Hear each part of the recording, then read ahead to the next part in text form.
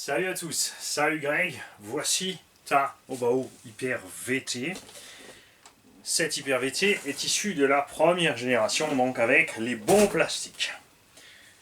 Je ne vais pas revenir en détail sur le véhicule, si vous voulez voir les détails, on l'a déjà en vidéo, c'est la Hyper VT pour Guigui. Cette machine a été préparée neuve pour lui, il n'a pas pu s'en servir, pour des raisons personnelles. Et elle continue donc sa route pour aller en Belgique chez Greg. Avec, nous avons une CR4 Pro, si je ne me trompe pas, pas dire de bêtises. Donc radio que tu peux monter en gaucher ou en droitier, qui a toute la télémétrie. Une partie de ces sondes sont installées. Il y a un combo Maxis à bord, la carte de programmation qui va avec. Reste une sonde de vitesse optique inutile parce que c'est plus simple de mettre un GPS à bord et plus précis qu'une sonde optique qui ne peut pas prendre en compte le patinage d'une roue ou pas. Et la sonde de voltage. Pourquoi il y a une sonde de voltage? Je crois qu'on en a déjà une installée. Normalement elle est installée. Pour avec le max, tu as évidemment le ventilo de réserve et le petit rangé de condo pour ceux qui veulent le mettre. Poignée additionnelle pour la CR4 Pro, la notice de l'engin et de tout ce qui suit. Carreau entièrement neuf, équipé de LED en gris gun métal. Perso, moi ces carreaux j'aime bien les faire en deux teintes. C'est vrai qu'elles ont un look un peu étrange de Citroën DS4 prototype, mais avec deux teintes ou avec les bons stickers, tu arrives vraiment à sortir la couleur là et à faire la différence de forme et faire quelque chose de chouette. Engin donc absolument totalement neuf, n'a pris que la poussière. Au niveau des réglages, comme tu peux le constater, on est facile à 3 cm du garde-sol, puisque c'était prévu pour des parkings de supermarchés abîmés.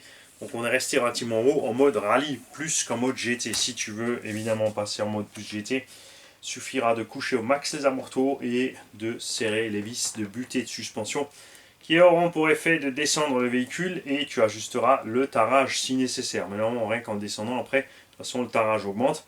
Donc le véhicule sera de toute façon plus ferme. Tu peux relâcher un peu la pression si tu veux le garder souple, mais en descendant la hauteur de caisse.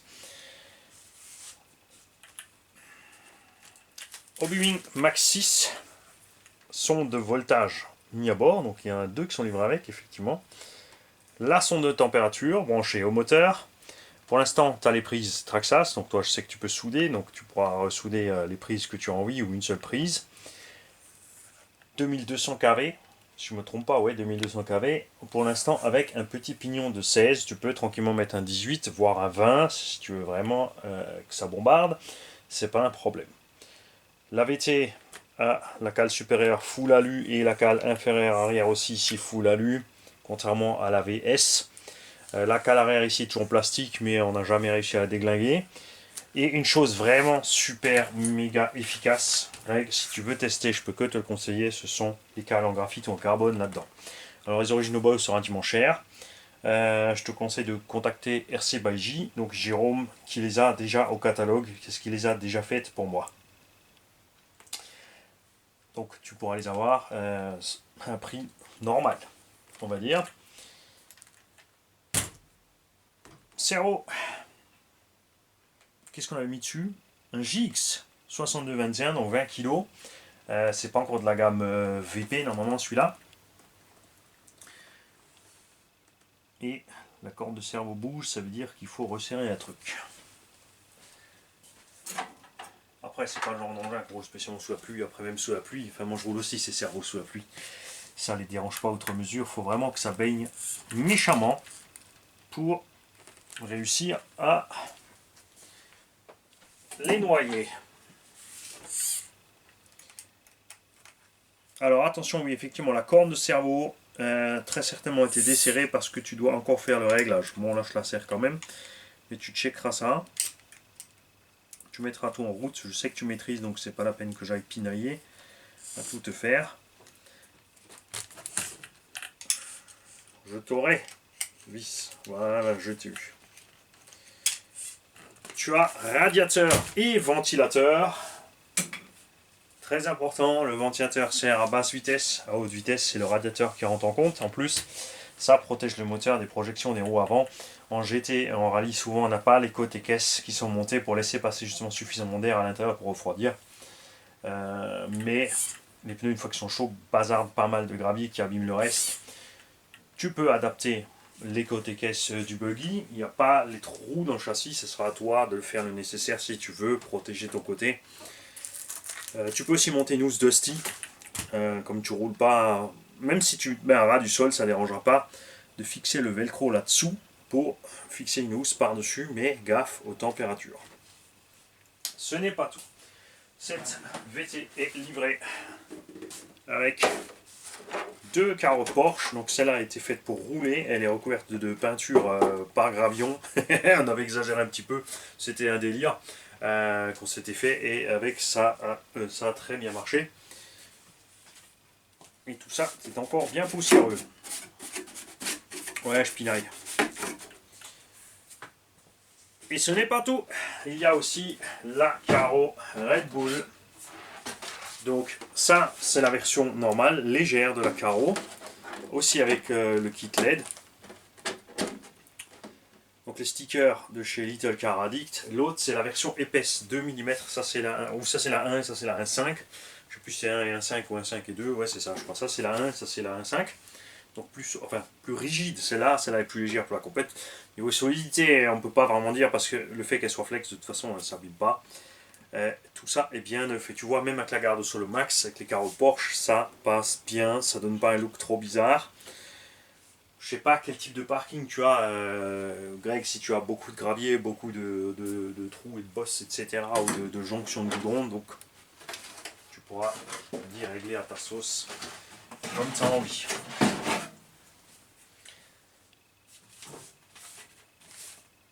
Je peux que conseiller des roues GRP. Attention, quand tu mets des roues GRP, il faudra diminuer un tout petit peu l'angle de braquage pour ne pas les frotter là où il ne faut pas. Et le cas échéant, utiliser des petits élargisseurs. Il existe chez Obao des élargisseurs plus 2, plus 4, plus 6, plus 8 et plus 12. Je ne suis pas sûr que le 10 existe. En tout cas, ça va jusqu'à plus 12. Et entre 0 et plus 2, il existe même des pas inversés pour le côté gauche.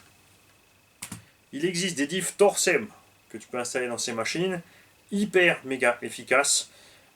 Si tu en mets un, mets-toi-en un au centre. Après, il faut faire gaffe si tu veux mettre que à l'avant ou que à l'arrière parce que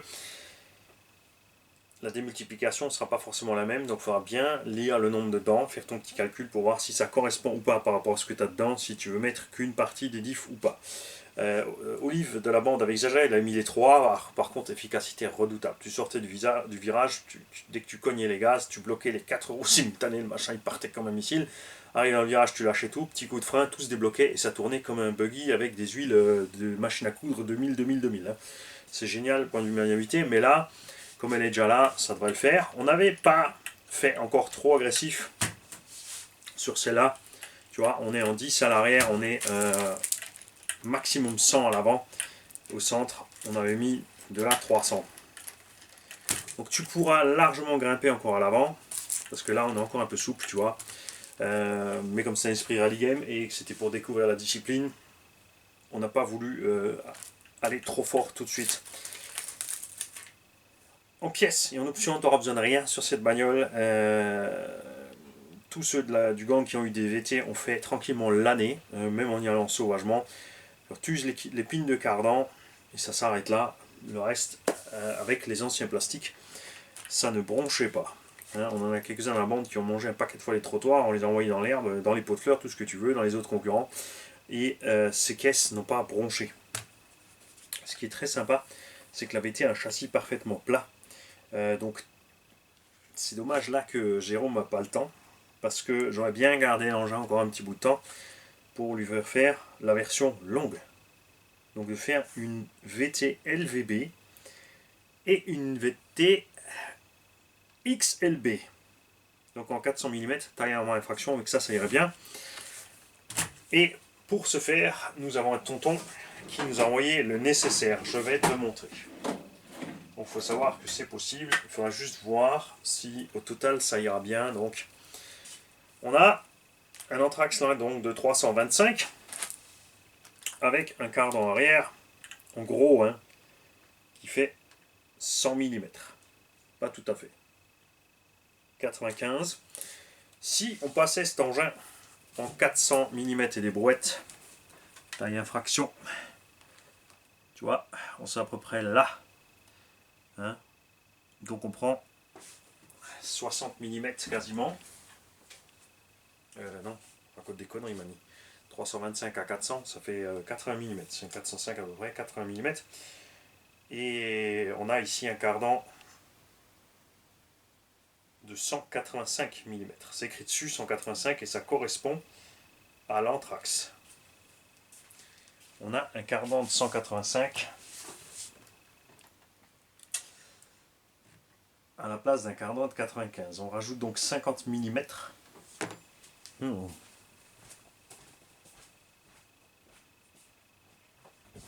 Bougez pas, j'arrive.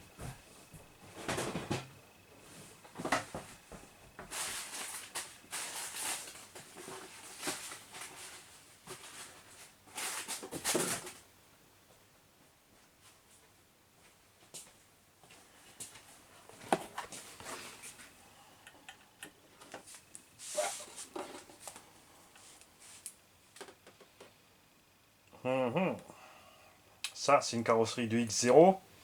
C'est un peu plus court qu'une carrosserie d'infraction.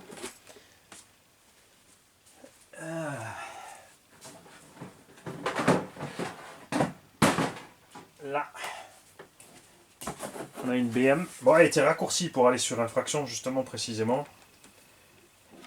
Parce qu'à la base, elle était un peu plus grande. C'était une Carson Super Sport. Alors, il y a peut-être moyen de revenir même à l'anthrax SS avec cette machine.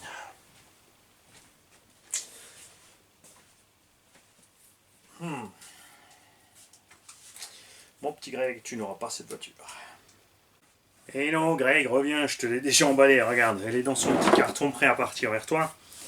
Je te ferai 2 cartons, je pense. On va faire un emballage avec la machine, avec les carreaux en plus et le matériel en plus. Et la radio, tout ça, pour pouvoir bien l'emballer et la protéger, parce qu'il est un peu encombrant, cette radio Apsima. Je sais qu'on verra donc le unbox chez toi sur la chaîne, et du coup, on aura aussi les retours et ton impression sur l'utilisation.